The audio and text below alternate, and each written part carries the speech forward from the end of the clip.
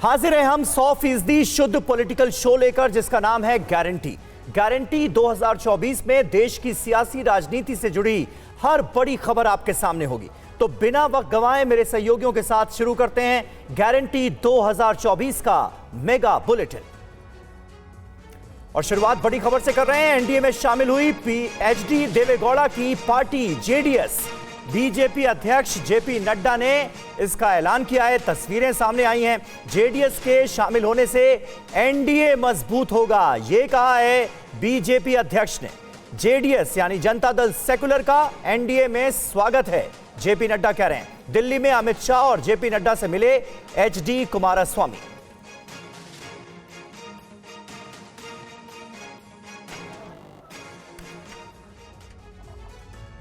और एक और बड़ी खबर आ रही है। एनडीए में शामिल होने के बाद कुमारस्वामी का बयान आ गया है। हमारी कोई मांग नहीं है, कुमारस्वामी ने कहा है कि बिना किसी मांग के हम शामिल हुए हैं।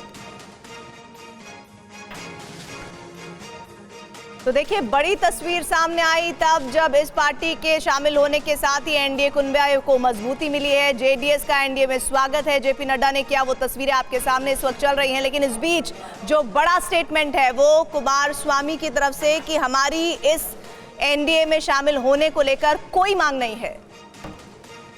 Today formally we discussed about joining hand with BJP by joining NDA partner. Actually we have discussed preliminary issues formally. All those outcome will going to be announced at a appropriate time. And what are your demands? How many? There is no demand. There is no demand. BJP सांसद रमेश बिधूड़ी को Lok Sabha speaker Om Birla ने चेतावनी दी है। कांग्रेस और BSP सांसद दानिश अली ने Lok Sabha speaker को चिट्ठी लिखकर उनकी सदस्यता रद्द करने की मांग की है।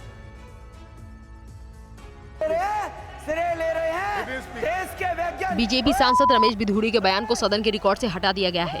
इधर बिधूड़ी के बयान को लेकर स्पीकर ओम बिरला ने रमेश बिधूड़ी से बात की और चेतावनी दी। ओम बिरला ने भाषा की मर्यादा का ध्यान रखने की हिदायत दी। इस मामले को लेकर बीएसपी सांसद दानिश ने उनके निलंबन की मांग करते हुए एक चिट्ठी लिखी है।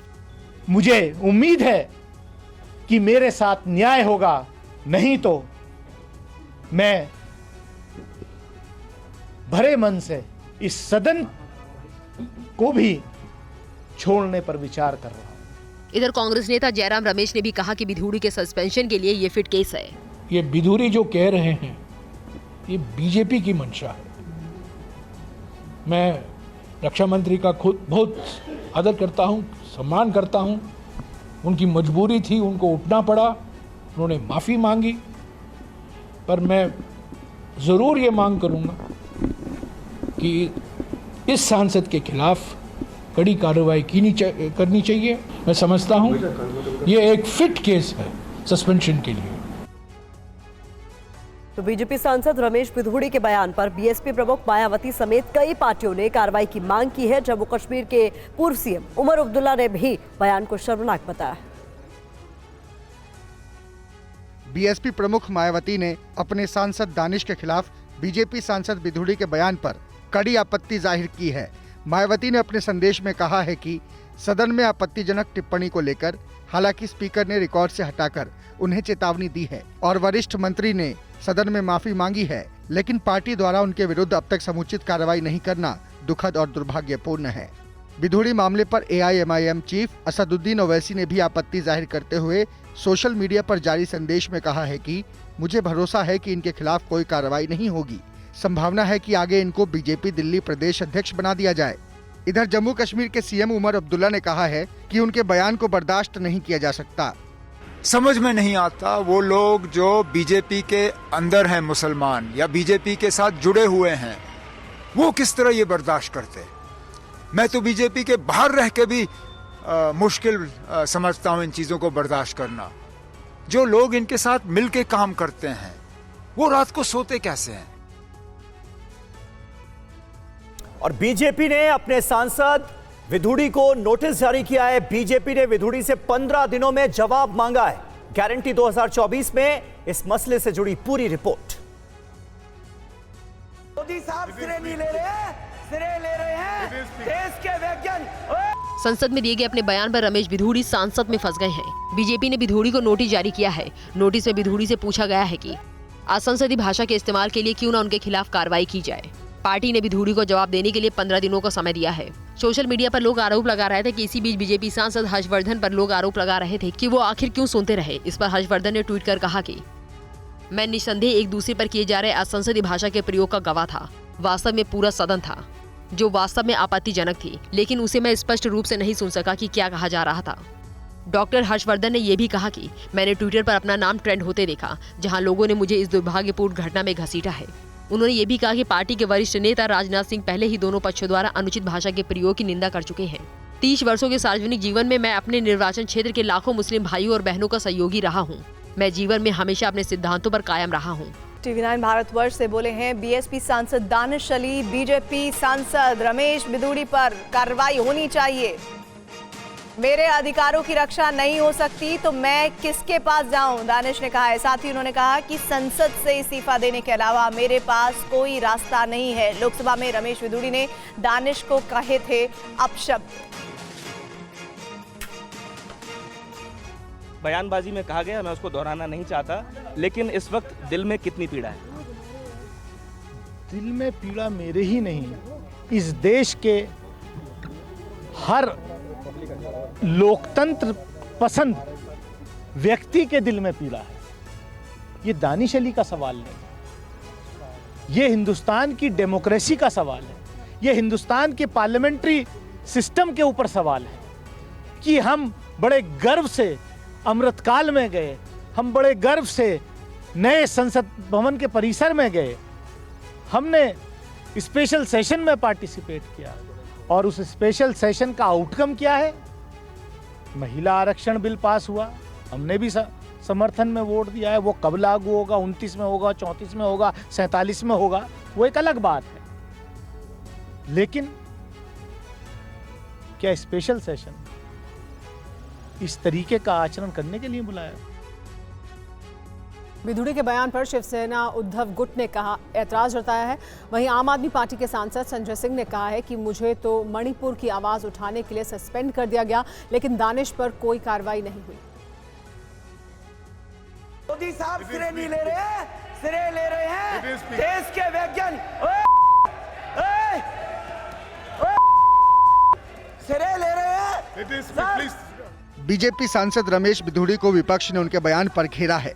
शिवसेना उद्धव गुट की सांसद प्रियंका चतुर्वेदी ने कहा कि उनके बयान के लिए उन्हें माफी मांगनी चाहिए। वहीं आम आदमी पार्टी के सांसद संजय सिंह ने उनके खिलाफ कार्रवाई की मांग की है।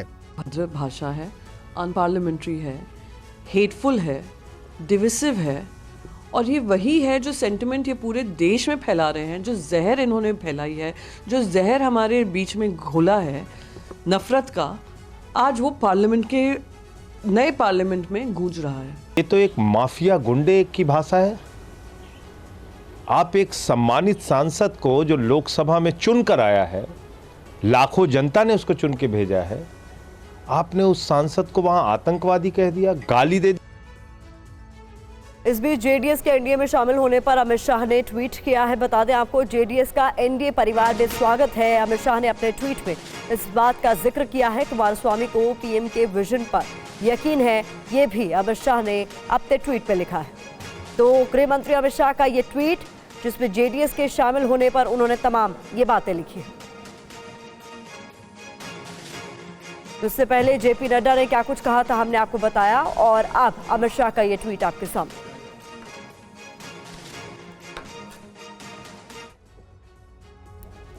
और अहम खबर है, हेट स्पीच मामले में उदयनिधि स्टालिन को सुप्रीम कोर्ट का नोटिस मिला है। जवाब दाखिल करने के लिए 4 हफ्ते का वक्त दिया गया है। ए राजा को भी हेट स्पीच मामले में सुप्रीम कोर्ट का नोटिस जारी।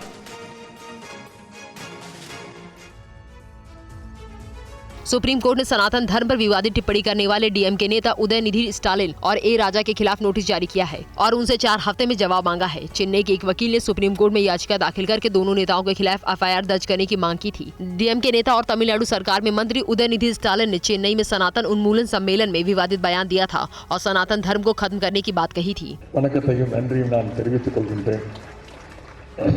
இந்த மாநாட்டுடைய தலைப்பே மிகவும் சிறப்பாக அமைந்திருக்கின்றது. சனாதன எதிர்ப்பு மாநாடு என்று போடாமல் சனாதன ஒழிப்பு மாநாடு என்று நீங்கள் இதை போட்டிருக்கிறீர்கள், இதை அழைத்திருக்கிறீர்கள், இந்த நிகழ்ச்சிக்கு பெயரிட்டீர்கள், அதற்கு என்னுடைய வாழ்த்துக்கள். वहीं डीएम के सांसद ए राजा ने उदयनिधि की टिप्पणी को और आगे बढ़ाते हुए कहा था कि सनातन की तुलना तो HIV, कुष्ठ रोग जैसी सामाजिक बीमारियों से करनी चाहिए. மலேரியாவுக்கும் டெங்குக்கும் சோசியல் ஸ்டிக்மா இல்ல, அது ஒரு அருவருப்பா சமூகம் பார்க்காது. அருவருவாக பார்க்குற ஒரு சனாதனத்தை சொல்லணும்னா முறைப்படி ஒரு காலத்துல தொழுநோய் இருந்தது. सुप्रीम कोर्ट ने इन बयानों को सुनने के बाद उदयनिधि और ए राजा को नोटिस जारी किया है. आरजेडी नेता लालू प्रसाद यादव और तेजस्वी यादव के खिलाफ समन जारी हुआ है. पूर्व सीएम राबड़ी के खिलाफ भी समन जारी होने की खबर है. दिल्ली के राउज एवेन्यू ने ये समन जारी किए हैं. सभी को 4 अक्टूबर को कोर्ट में पेश होने के निर्देश दिए गए हैं. दरअसल नौकरी के बदले जमीन केस में ये समन जारी हुए हैं और कुल 17 आरोपी हैं. इनके खिलाफ समन ये जारी हुए हैं. नौकरी के बदले जमीन घोटाले में घिरे लालू परिवार की मुश्किलें कम होने का नाम नहीं ले रही हैं. दिल्ली के राउज एवेन्यू कोर्ट ने आरजेडी सुप्रीमो लालू प्रसाद यादव, उनकी पत्नी और बिहार की पूर्व सीएम राबड़ी देवी और बिहार के डिप्टी सीएम तेजस्वी यादव समेत कुल 17 आरोपियों को समन जारी किया है. सभी को 4 अक्टूबर को कोर्ट में पेश होने के लिए कहा गया है. कोर्ट के इस आदेश के बाद बीजेपी ने लालू परिवार पर निशाना साधा है. लालू यादव रेल मंत्री रहते हुए लोगों को नौकरी दी और नौकरी के बदले में जमीन लिखवा लिया. और अब सीबीआई ने जांच में पुख्ता प्रमाण पाए हैं और इसके अंदर लालू परिवार के 4-5 लोग शामिल हैं. नौकरी के बदले जमीन घोटाले में सीबीआई की चार्जशीट में बिहार के डिप्टी सीएम तेजस्वी यादव को पहली बार आरोपी बनाया गया है और कोर्ट ने चार्जशीट पर संज्ञान लेते हुए लालू, राबड़ी, तेजस्वी समेत कुल 17 आरोपियों को समन जारी किया है. ये मामला साल 2004 से 2009 के बीच का है, जब लालू यादव यूपीए कार्यकाल में रेल मंत्री थे. आरोप है कि उस वक्त रेलवे में नियमों को ताक पर रखकर कई लोगों को नौकरियां दी गई थी और बदले में लालू परिवार के सदस्यों के नाम पर बेशकीमती जमीनें लिखवाई गई थी. असम के मुख्यमंत्री हेमंत बिस्वा शर्मा के बयान पर राजस्थान की राजनीति में हलचल मची है. कांग्रेस ने हेमंत को असम संभालने की नसीहत दी है. तेलंगाना में हमारा सरकार आने से हम हर माओ का बैंक अकाउंट में 2,500 रुपया देगा. अच्छा बात, आपको देना सही है, लेकिन अगर आप तेलंगाना में देने का वादा कर रहा है, राजस्थान में तो कांग्रेस का सरकार है, आप क्यों राजस्थान का माता और बहनों को पैसा बैंक अकाउंट में नहीं डालते? कांग्रेस के प्रदेश सह प्रभारी अमृता धवन ने कहा है कि हेमंता बिस्वा की कोई क्रेडिबिलिटी नहीं है, वो असम के हालात संभालें. हेमंता बिस्वा जी की कोई क्रेडिबिलिटी तो है नहीं, तो पहले असम को संभालें, पहले हमारे जो बाकी पूर्वोत्तर राज्य उनको जगह दें, उनको सांस लेने का मौका दें, उनके लोगों की आवाज़ सुने, फिर देश में किसी और पे टिप्पणी करें. जिस तरह की भाषा वो बोल रहे हैं वो भाषा ठीक नहीं है. असम के मुख्यमंत्री सिर्फ डायलॉगबाजी कर रहे हैं, बड़ी बड़ी बातें कर रहे हैं. तो असम के मुख्यमंत्री जिस तरह की भाषा बोल रहे हैं उस भाषा में कहीं भी देश का संविधान नजर नहीं आता. महिला आरक्षण को लागू करने को लेकर कांग्रेस नेता राहुल गांधी ने सरकार पर एक बार फिर से हमला बोला. राहुल ने महिला आरक्षण में कानून के लिए परिसीमन जरूरी किए जाने पर सवाल उठाए. गारंटी 2024 में पूरी रिपोर्ट देगी.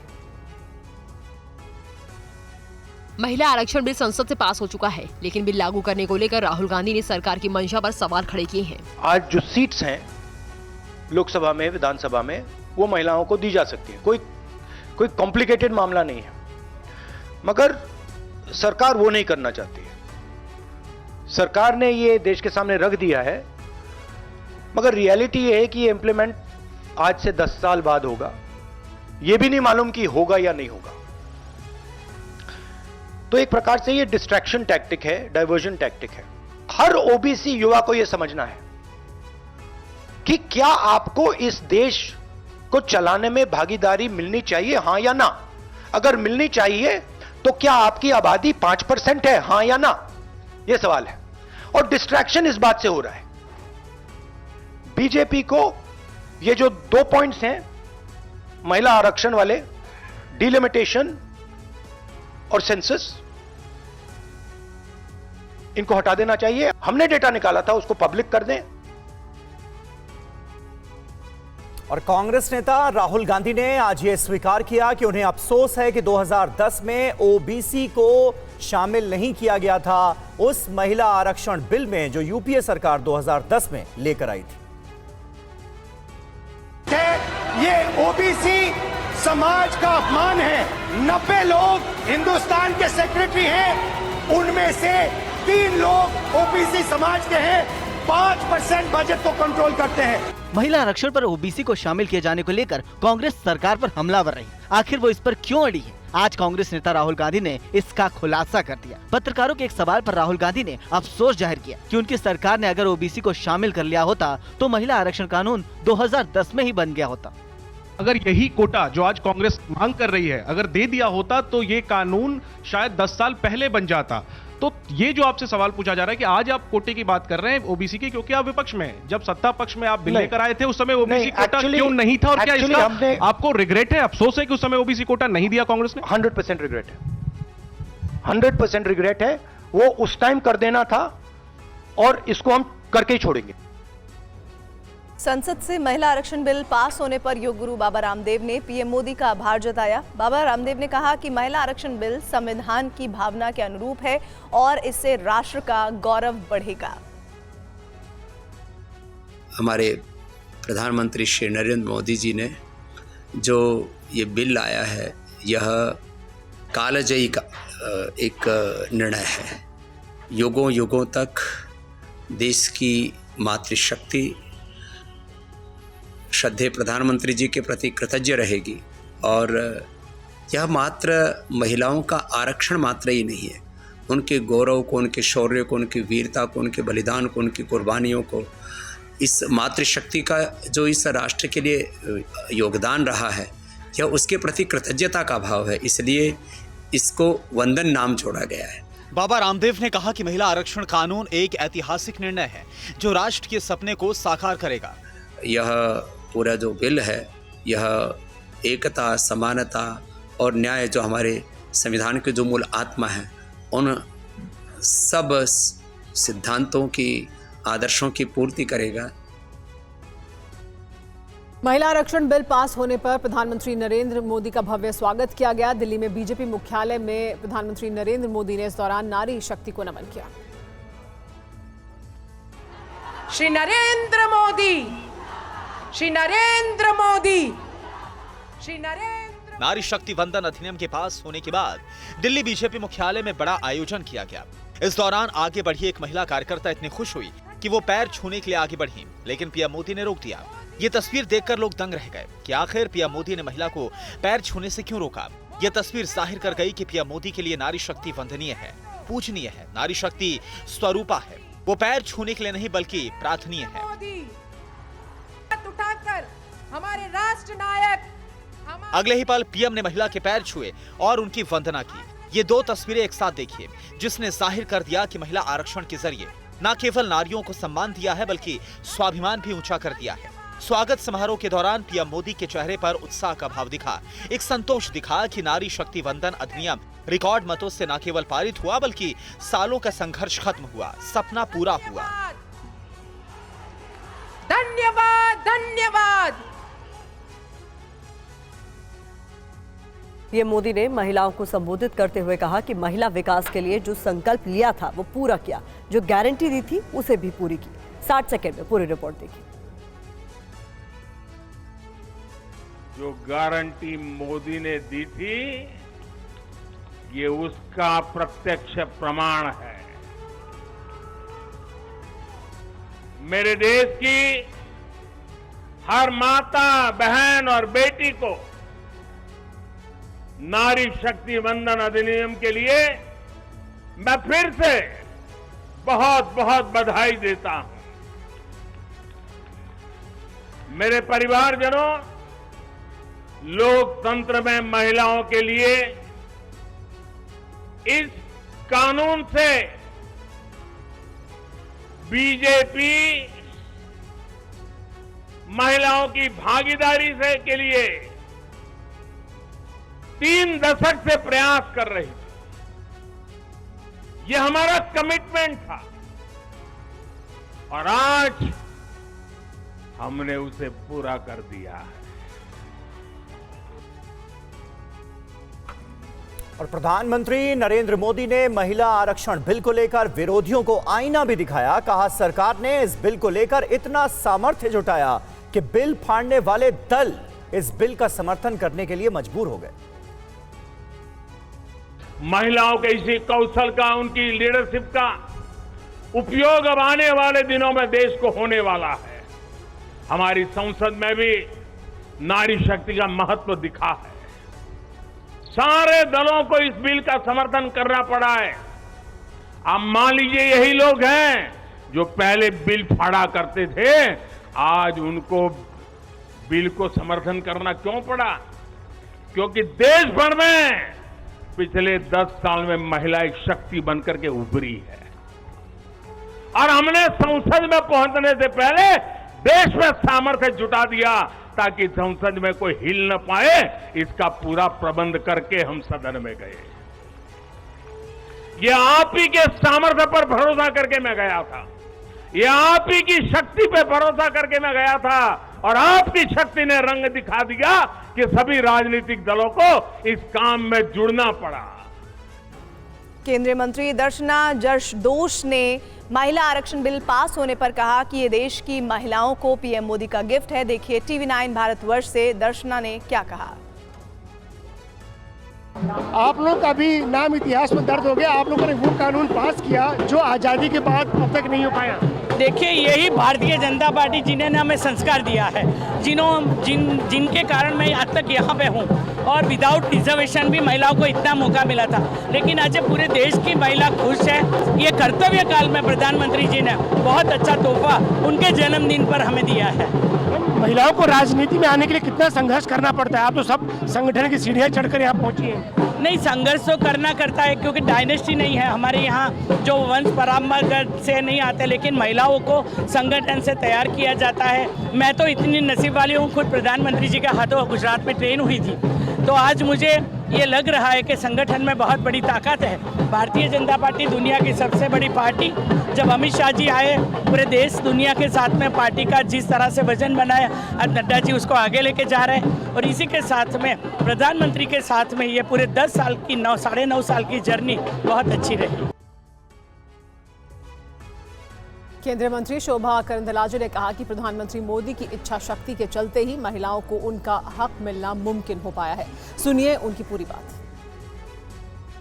आप भी राजनीति में इस मुकाम पर पहुंची है, एक महिला होने के नाते आपको कितना संघर्ष करना पड़ा और बाकी महिलाओं की जिंदगी कैसे आसान हो जाएगी ये कानून पास होने के नाते?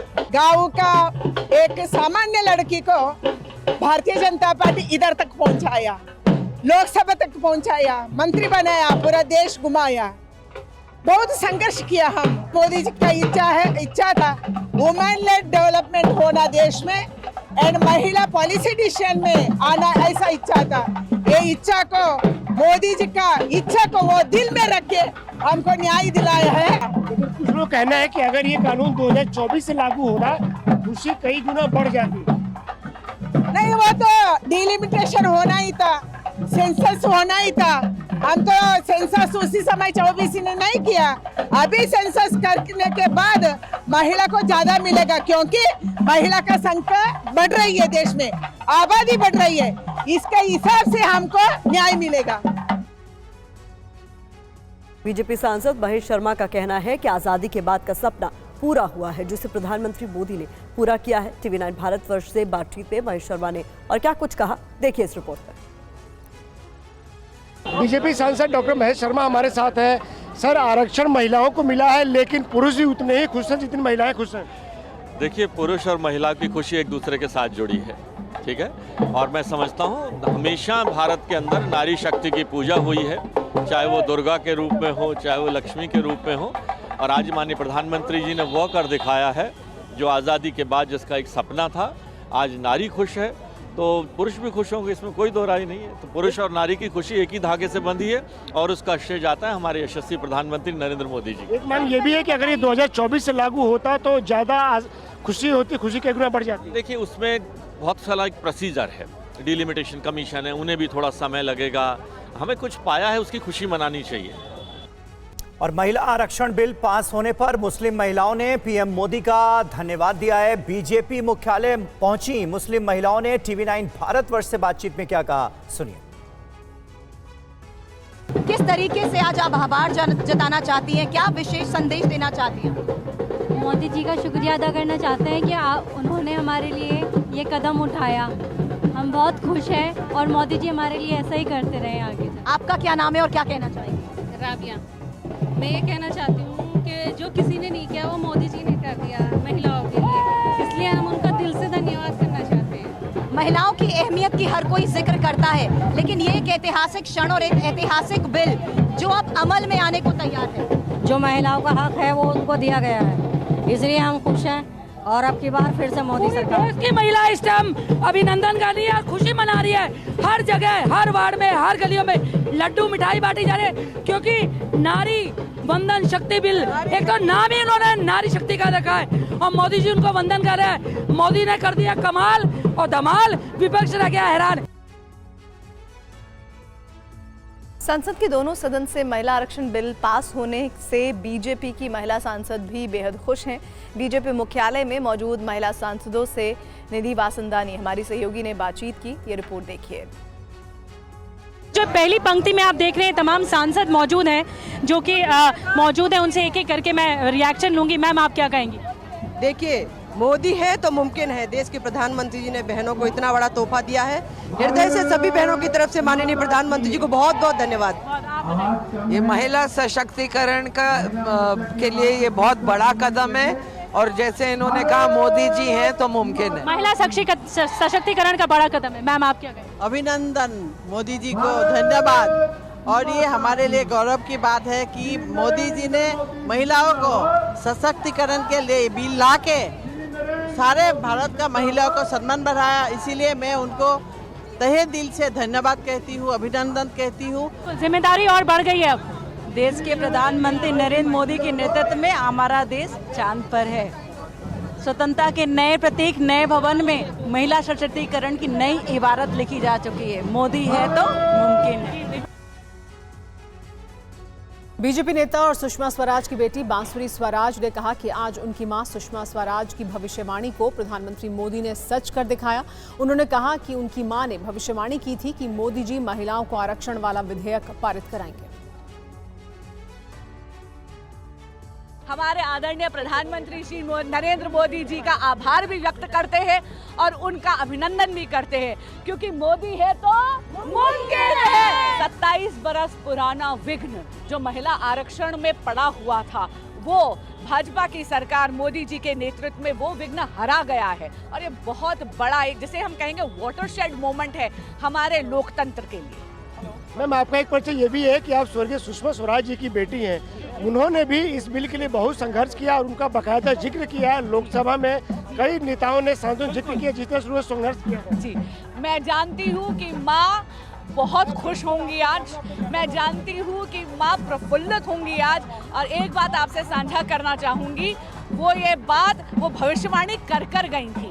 जिस दिन धारा 370 हटी उसी दिन आप भी जानते वो बहुत खुश थी, उन्होंने ट्वीट भी करा। उसके बाद हम दोनों बैठे थे, शाम का खाना इकट्ठे खा रहे थे और उन्होंने बोला, देखना बेटा, मोदी जी राम मंदिर भी बनवाएंगे और महिला आरक्षण भी लेकर आएंगे। तो आज मैं कहूंगी कि मेरी माँ की भविष्यवाणी भी सच्चाई है। संसद से पास हुए महिला आरक्षण बिल का लगभग सभी दलों ने समर्थन किया है, लेकिन इस पर सियासत भी खूब हो रही है। विपक्ष इस बिल को लेकर मोदी सरकार की मंशा पर सवाल खड़े कर रहा है। सदन में महिला आरक्षण बिल का समर्थन करने वाली आप क्या कह रही है? मोदी सरकार को कैसे कटघरे में खड़ा कर रही है, ये सुनिए। ये महिला बेवकूफ बनाओ बिल है, महिला आरक्षण बिल नहीं है। ये बात क्यों कह रहा हूं बार बार? ये 20 साल की आप योजना बना के महिलाओं के आंख में धूल झोंकने का काम आप कर रहे हैं, देश के लोगों को मूर्ख बनाने का काम कर रहे हैं। SC ST का जो रिजर्वेशन आज है उसी के अंदर आप आरक्षण दे रहे हैं। 33% महिलाओं के आरक्षण में आप आरक्षण अलग से उनको नहीं दे रहे हैं। तो वहीं आरजेडी ओबीसी आरक्षण को मुद्दा बनाकर मोदी सरकार पर हमला कर रही। हम तो 33% नहीं, हम तो चाहते हैं 50% महिलाओं का आरक्षण कर, लेकिन कम से कम उसमें ओबीसी महिला, जो वंचित शोषित समाज की जो महिलाएं हैं, जो अल्पसंख्यक महिलाएं हैं, उनका भी तो पार्टिसिपेशन होना चाहिए। कोई गलत फहमी में है, कोई अगर किसी को बंधुआ वोट के नजरिए से अपना समझता है कि भाई ये हमारा वोटर बन जाएगा हिंदू मुसलमान के नाम पे, धर्म के नाम पे, तो ये चलने वाला नहीं है।